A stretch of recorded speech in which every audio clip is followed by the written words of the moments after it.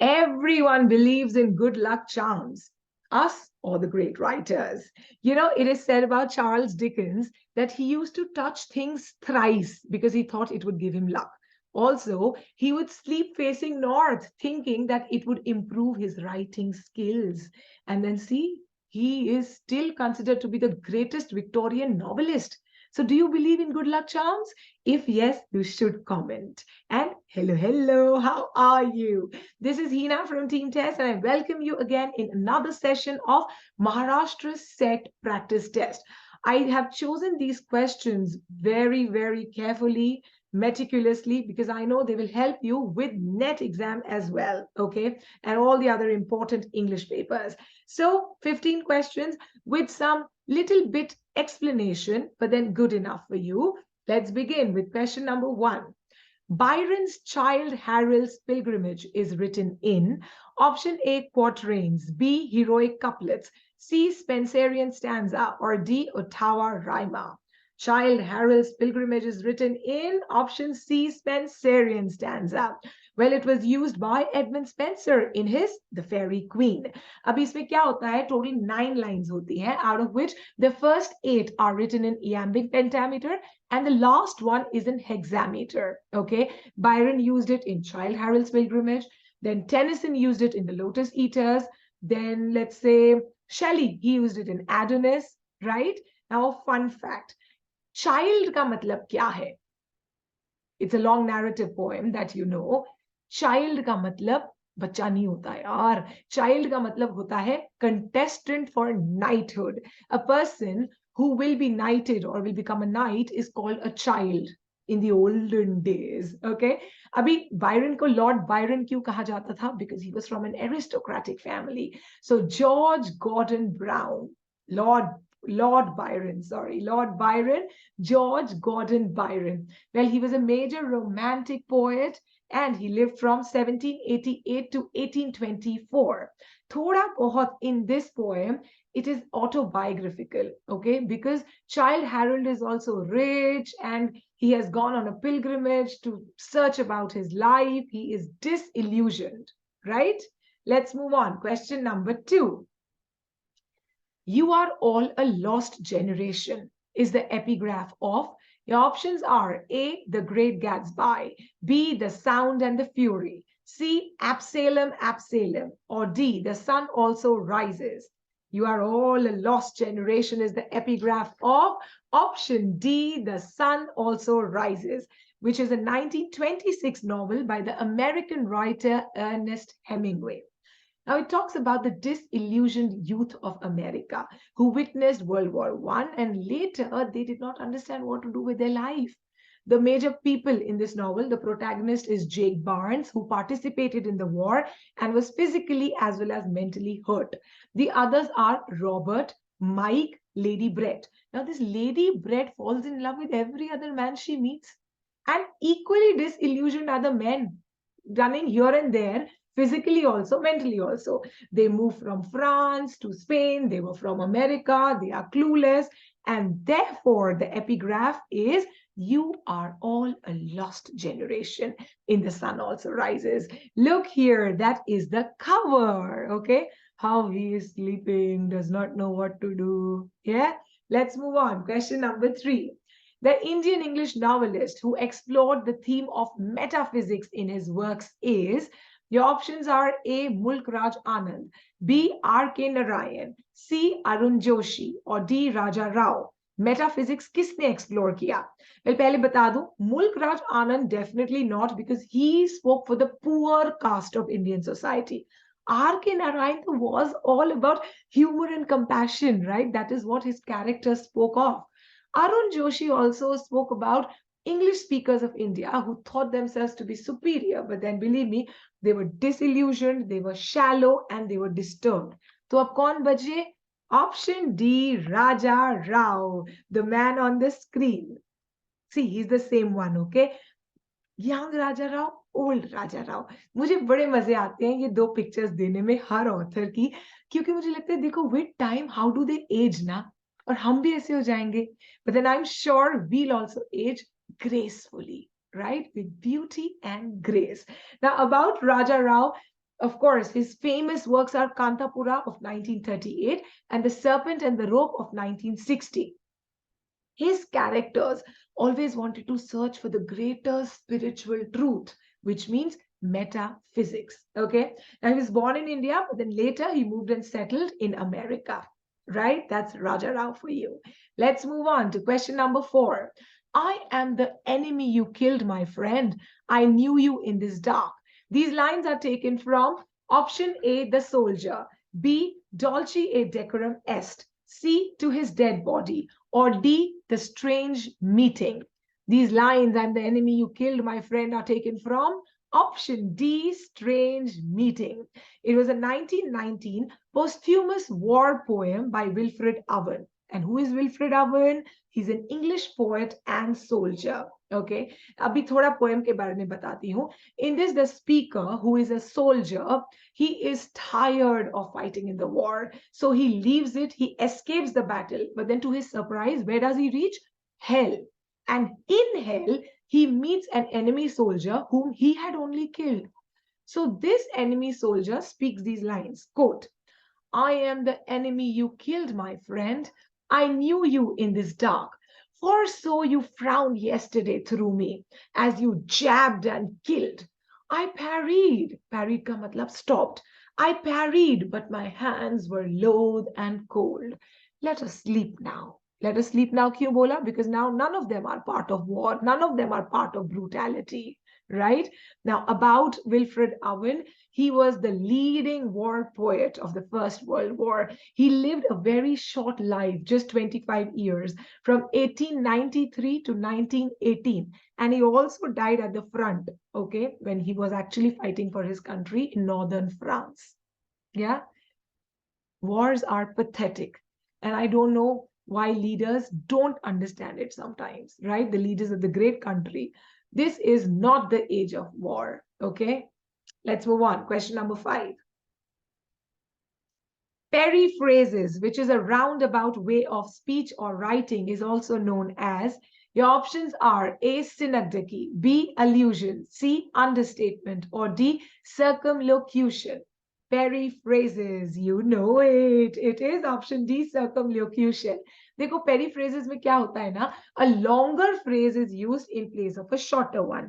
हम थोड़े से शब्दों में बात बोल सकते हैं, लेकिन नहीं हम घुमा चढ़ा कर बोलेंगे.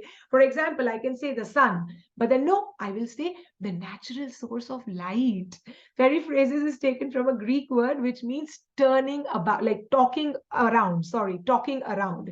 So it is an indirect or a circumlocutory phrase. Good enough? आगे बढ़े. Question number 6 पे. Match the following elegies with the persons for whom they were written. यहाँ पे कुछ elegies, poems दी गई हैं. बताइए ये किन के लिए लिखी गई हैं. Okay? Now, I'll directly tell you the answer. आगे वाली slide पे बढ़े. The answer is option A, which means Lycidas was written for Edward King, right? Lycidas was by John Milton and Edward King was very good friend of Milton. He died by drowning. उसके बाद Adonis देखेंगे. So it was written for Keats because Adonis का पूरा title क्या है? Adonis, an elegy on the death of John Keats, author of Endymion, Hyperion, etc. और ये लिखी किसने? PB Shelley. आगे बढ़े. In Memoriam. In Memoriam का भी पूरा टाइटल है In Memoriam AHH, जहां पे AHH का मतलब क्या है? It is A.H. Hallam. Okay? Good enough. And the last is Theresis, which was a poem by Matthew Arnold. And this was written for option A, Arthur Hugh Clough. Okay, he also died. He was a friend and a poet to Matthew Arnold. Chaliye, let's move on to question number 7.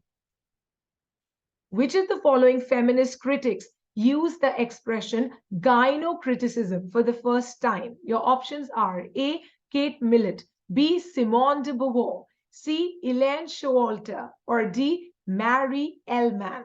Gynocriticism was coined by your answer is C, Elaine Showalter in her essay Towards a Feminist Poetics. Look at Elaine here. Well, she is aged 82 currently, and she's an American literary critic and a feminist writer. Now, what does this term describe? Gynocriticism. It describes the study of women as writers. Okay. And gynocritics, they construct a female framework for the analysis of women's literature. आसान भाषा में बताऊं तो फिर writer भी women रहेगा, reader भी women रहेगी, एंड रीडर ही उस वर्क को एनालाइज करेगी. सब्जेक्ट मैटर भी अराउंड फेमिनिन रहेगा, for example domesticity, gestation, etc. That is gynocriticism, right? Let's move on to question number 8. Which novel won the 2018 Booker Prize for Fiction? Man Booker Prize for Fiction in 2018. Your options are A, The Mars Room, B, The Overstory, C, Milkman, or D, Everything Under. The answer is option C, Milkman, written by an Irish author. Here she is on the screen, Anna Burns. अभी milkman के बारे में बताऊं तो it is a historical psychological fiction novel. इसमें एक 18-year-old girl है. She is an unnamed protagonist and she is harassed by an older married man who is called Milkman. He is not related to the milk business at all, but people call him that.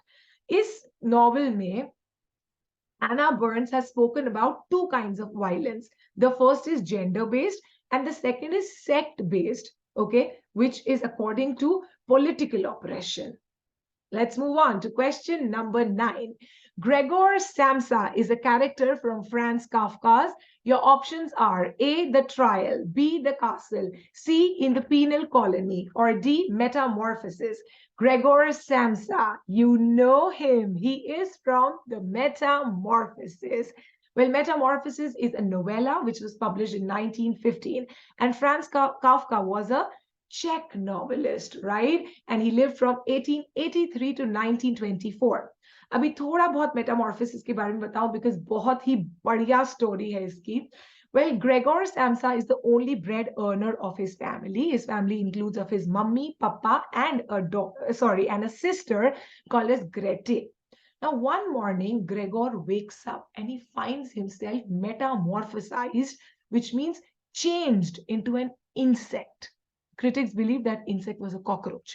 So Gregor has become a cockroach, a giant cockroach one morning. You can see here, look, the cover of the book. Oh God. Now this man has not taken even one leave from his office and now he does not know what to do with his life because he's become an insect. Abhi in the early stage though, his parents and his sister, they are ready to take care of him. But slowly, they just feel sick of him. They want him to leave the house. They want him to go live with cockroaches. And that is what happens. Gregor leaves his house, goes out and dies. That is the story for you of Metamorphosis. Let's move on to question number 10. The Daughters of the Late Colonel is a short story by, your options are A, Rudyard Kipling, B, H.E. Bates, C, H.G. Wells, or D, Catherine Mansfield. The Daughters of the Late Colonel, you know it. It is option D, Catherine Mansfield, or Kathleen. That is what her name was, Kathleen Mansfield. She was a writer from New Zealand who lived from 1888 to 1923. अभी the Daughters of the Late Colonel, इसमें ना जो late colonel है, he died 1 week before the story begins, and these daughters are nicknamed as Jug and Corn. This is a modernist novel, which means there is no fixed narrative. So these two daughters, like these two sisters, Jug and Corn, they talk about that should they give their hat, the hat of their father to the potter? Should they give the watch of their father to their brother? Then how their life would have been if their mama were still alive? How will they converse with men because they've never done it? Then how their future would be? But they don't know. They can't think about it. That is what the Daughters of the Late Colonel is all about. And the theme of this piece of work, it is isolation, it is control, uncertainty, and then finally just let go. Yeah? And look here, she is Catherine Mansfield, the lady on the screen with the cover, The Daughters of the Late Colonel. Let's move on to question number 11. Which of the following statements is not correct? Your options are A. The norms of standard written English are maintained by an international organization in the United Kingdom. Let's keep it aside. I think this is not correct. B. English is the third largest language by number of native speakers after Mandarin Chinese and Spanish. I agree. Do you agree? Yes. C. English is the most commonly spoken language in the world if one combines native and non-native speakers. Do you agree? I agree. Yes. And option D. English is one of the 6 official languages of the United Nations. Do you agree? Yes, I also agree. So the answer is only option A is not correct because the standard English norms are legislated by an implicit consensus within the virtual community of writers, readers, and editors, okay? Not by an organization in the United Kingdom. No. Let's move on to question number 12. A morpheme belongs to, your options are A, the phonological system of language, B, the grammatical and phonological systems of a language, C, the grammatical systems of language, or D, the pragmatic systems of a language. Well, you know it. It is answer C, the grammatical system of language.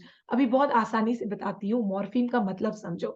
The smallest meaningful unit of grammar. The smallest meaningful unit of grammar, which cannot be broken any further. That is morpheme. Easiest example is kind. Can kind word be broken? No. So this is one morpheme. Kind ko badal do unkind. So it is un plus kind. How many morphemes in this? 2. Ab isko badal do unkindness. So un plus kind plus ness. So it has how many morphemes? 3 morphemes. So it is the grammatical system of language. Easy. Let's move on to question number 13. Manohar Malgonkar's novel Distant Drum depicts. Your options are A, family life of a doctor, B, religious life of rural people, C, army life experiences, or D, city life experiences. Manohar Malgonkar, you know, was a writer, but along with that, a civil servant and an army officer. I've given you the answer. The answer is C, army life experiences. Well, let me tell you, Distant Drum is a story about Kiran Garur, an officer of the 4th Satpura Rifles, okay? And his experiences he shares, his experience of love, friendship during the Burma campaign of the Second World War, his time in the Indian Army, everything has been described in Distant Drum by Manohar ji. Okay, let's move on. Distant Drum kab aayi? In the year 1960. Look at that cover. It says appealing directness and sincerity, compelling reading. Yeah, let's move on to question number 14. Which are passive language skills? Your options are A, reading and writing, B, listening and reading, C, speaking and writing, or D, listening and speaking. Passive language skills, which are also called as receptive skills. The answer is option B, listening and reading. अभी receptive skills क्यों बोला गया? Because you're at the receiving end of the table. आप receive कर रहे हैं. तो जब मैं listen कर रही हूँ, when I'm listening, I am receiving. When I am reading, I am receiving. So these are passive language skills. Yeah? And this takes us to the last question of the day. Curriculum Vitae by Muriel or Muriel Spark. Curriculum Vitae by Muriel Spark is, your options are A, an autobiography, B, a psychological novel, C, science fiction, or D, a regional novel. बताइए, मैं बताती हूँ, cover देखिए. Muriel Spark Curriculum Vitae, a volume of autobiography. So it is an autobiography. Muriel, you know, was from Scotland. She's a Scottish novelist, lived from 1918 to 2006. Spark was referred as the Sparklet because she was very energetic. And in this work, she's remembering her childhood, you know, about her Dadi Ma, who used to have very long hair and she read Bible all the time. She remembers her husband and many other things. Okay. So this is Curriculum Vitae by Muriel Spark. And I am Heena Wadhwani from Team TES. I hope you liked today's session and How many answers did you get correct? No problem, but how much did you learn today? That is important, na? Well, I'm going to come again soon with another set of 15 question answers to help you with Maharashtra set. And if you want all our books from where I take these multiple choice questions, you can contact TES at the number, on this number, 93878 39871. Take care of you. Bye bye. Happy learning.